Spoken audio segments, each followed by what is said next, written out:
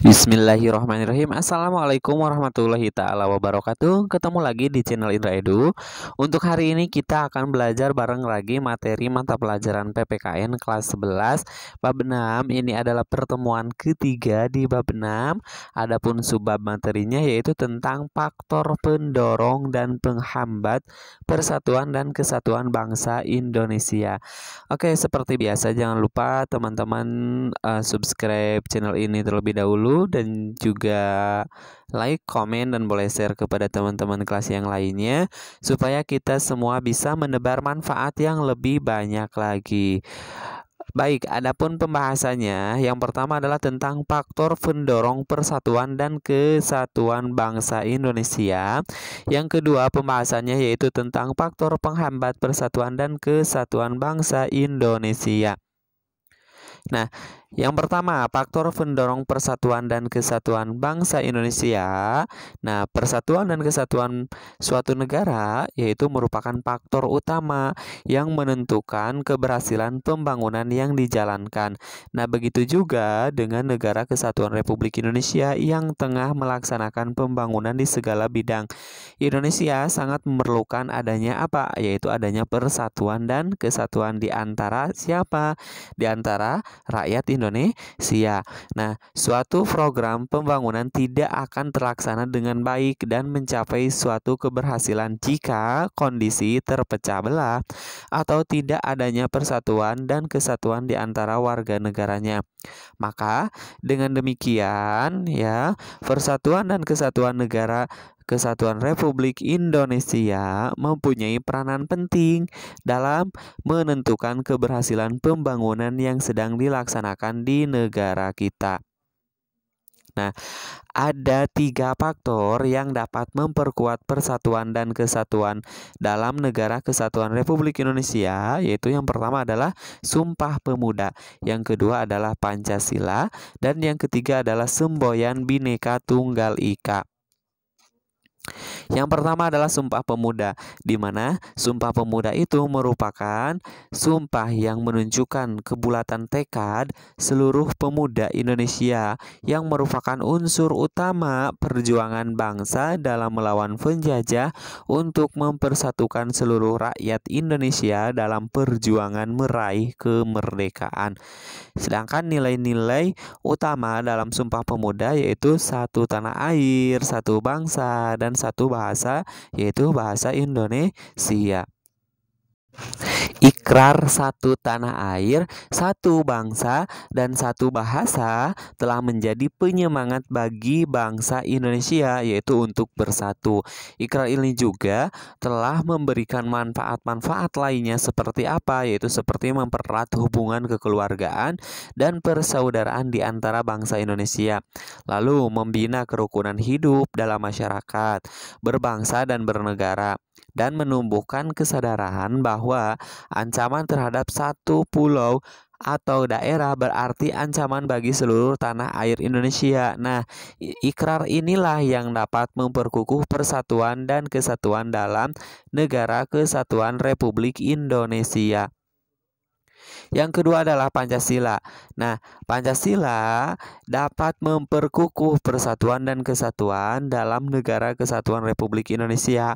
Hal ini karena nilai-nilai Pancasila Pancasila bersifat universal atau menyeluruh. Artinya, nilai-nilai Pancasila tidak diciptakan hanya untuk satu suku bangsa saja.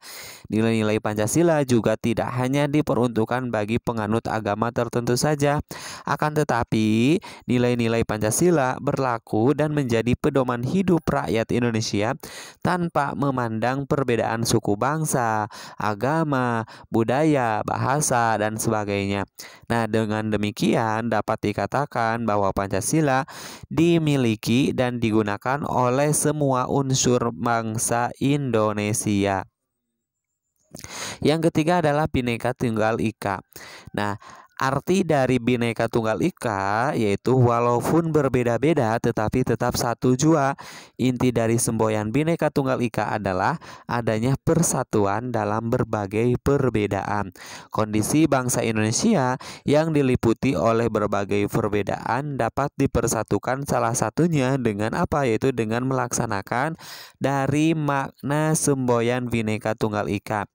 Persatuan dan kesatuan bangsa Indonesia akan senantiasa terjaga jika nilai-nilai dan semboyan Bhinneka Tunggal Ika selalu dilaksanakan oleh rakyat Indonesia dalam pergaulan sehari-hari. Nah, yang kedua adalah faktor penghambat persatuan dan kesatuan bangsa Indonesia.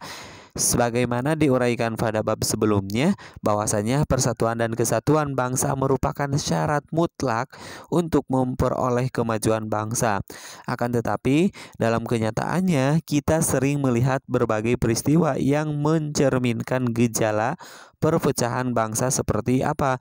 Yaitu seperti kerusuhan antar pendukung klub sepak bola, terus juga demonstrasi yang diwarnai aksi kekerasan, konflik antar suku dan sebagainya. Nah, faktor-faktor penghambat persatuan dan kesatuan bangsa Indonesia diantaranya yang pertama kebinekaan atau keberagaman pada masyarakat Indonesia.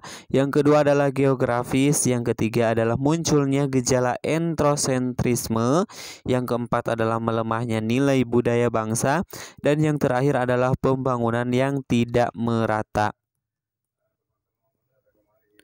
Nah, yang pertama adalah kebinekaan atau keberagaman pada masyarakat Indonesia. Nah, kondisi ini dapat menjadi penghambat persatuan dan kesatuan bangsa apabila tidak diiringi, ya. Sekali lagi, tidak diiringi dengan sikap saling menghargai, menghormati, serta adanya toleransi yang telah menjadi karakter khas masyarakat Indonesia.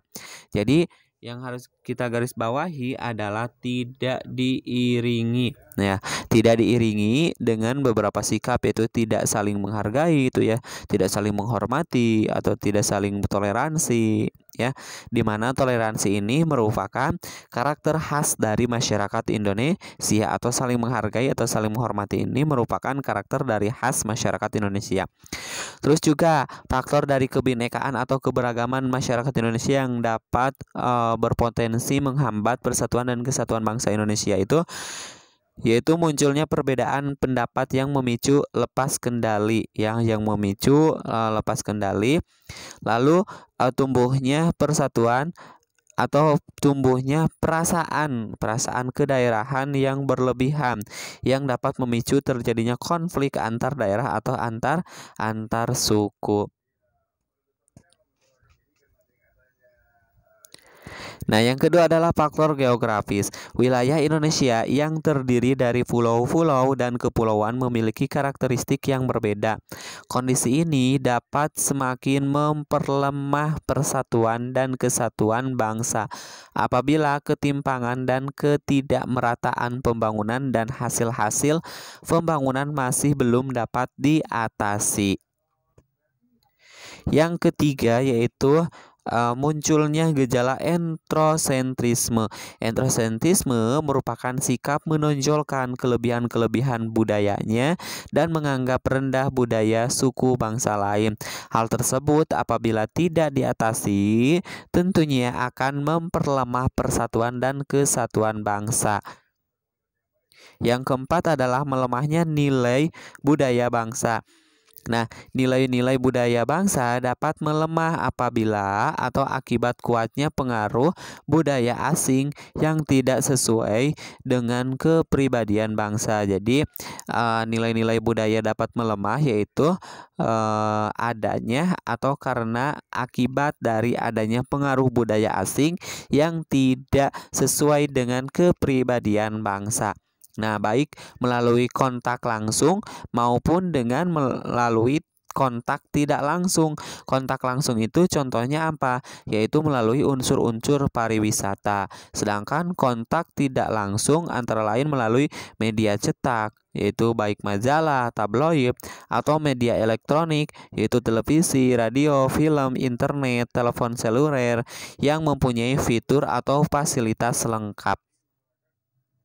Nah, yang terakhir yaitu pembangunan yang tidak merata. Proses pembangunan yang terpusat di wilayah-wilayah tertentu dapat menimbulkan kesenjangan dalam berbagai bidang.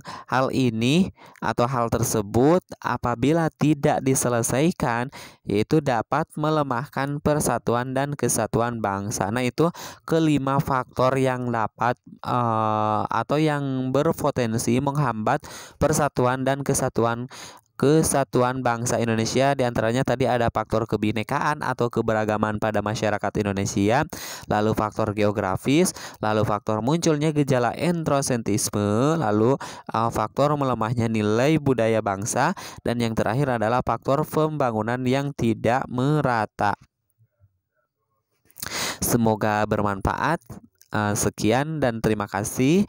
Saya akhiri. Assalamualaikum warahmatullahi wabarakatuh. Sampai ketemu di video pembelajaran selanjutnya.